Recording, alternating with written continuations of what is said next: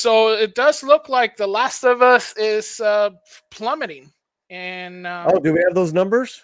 it looks like they're just kind of like showed in it, and it says that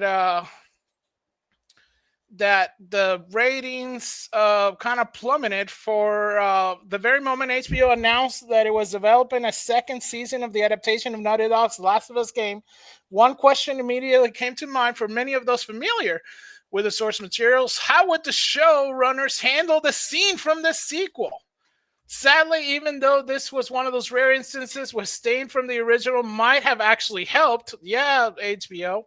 HBO ultimately chose to stick closely to the game's events, and now, much like the original, is learning the hard way that despite Pedro Pascal and Bella Ramsey's presence, The Last Mm. of Us is no Game of Thrones. Dang. It can't get away with the unceremonious killing of the first season de facto protagonist.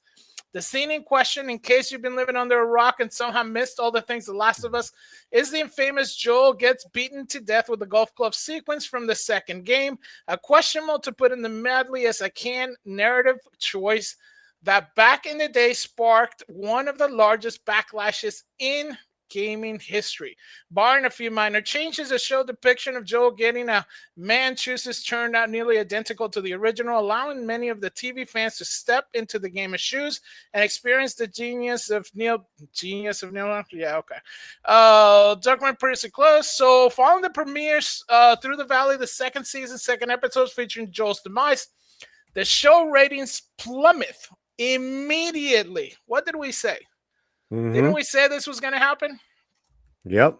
They said the show's ratings crater immediately, now Yep. sitting at 49% on Rotten Tomatoes, 4.1 on Metacritic, Yeah. down 19% and 20.2 points respectively compared to the first season. These numbers mirror the scores of the original game and its sequel almost per the T on Metacritic. Nice pun there.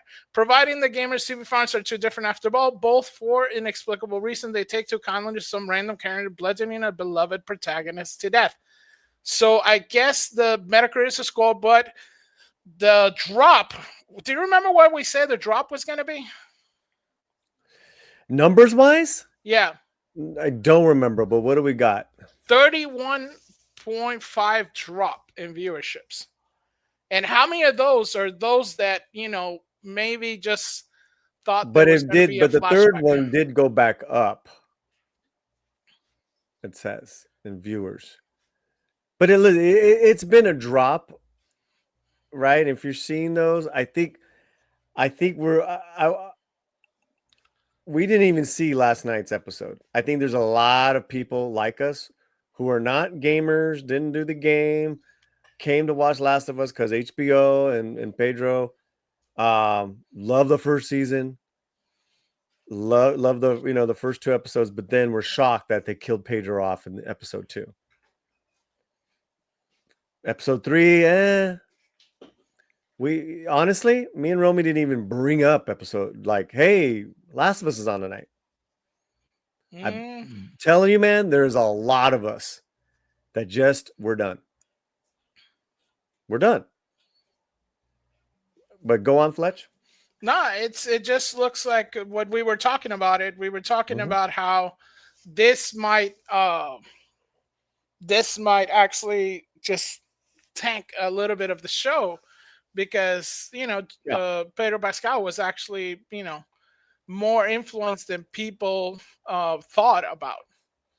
So Well, it, yeah. Go on, go on. So I do think that this has a big impact on it. I think a little bit of the jump was because I think people were thinking there's going to be some some kind of flashback, and I think the sexy scene between them is bringing in some of the different kind of crowd who might just This show, right, was Pedro Pascal. He was really excellent as Joel.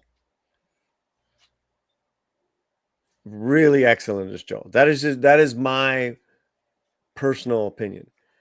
And the dynamic of Joel and Ellie. Yeah. That was the film. That was the show. It wasn't like The Walking Dead, where Rick Grimes and his kid are the main characters, but they had this incredible ensemble that was built throughout season one. So they could, so they could deal with a major character being killed off, as they went along, because they had a solid ensemble, and they always kind of replaced those characters a little bit. But here, Last of Us is not an ensemble. They did not build an ensemble show. And like I've said, I'm wondering what the ramifications of this are, because we want more Pedro Pascal's character, but you're saying that they stuck to the show, to the music, to the video games storyline, and you kill off the major star of this TV show. Now the dynamic is completely changed. I mean, it has changed so much so quickly that unless you are a fan of Bella Ramsey and how she's doing the character, then what is there to like? I like Gabriel Luna's Tommy. I like Catherine O'Hara's as the psychiatrist, but they are not the show. They were just kind of working a little bit of an ensemble now that they're in town, at the town that they created. But I don't think people are the main audience, the big audience that you want, are going to be endeared by the adventures of Ellie. I actually think they probably like Dinah, Isabella Merced's character, more so than her. But I haven't seen the latest episode.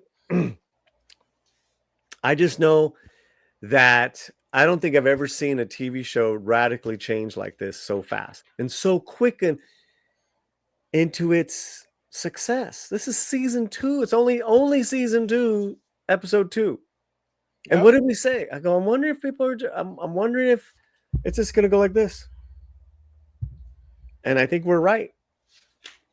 And what's funny is that even people who don't like Pedro Pascal's politics, he's in too much stuff, it's Pedro here, Pedro there, they have to admit now that he kicked ass in this role. And then you bring in Bella Ramsey, it's like,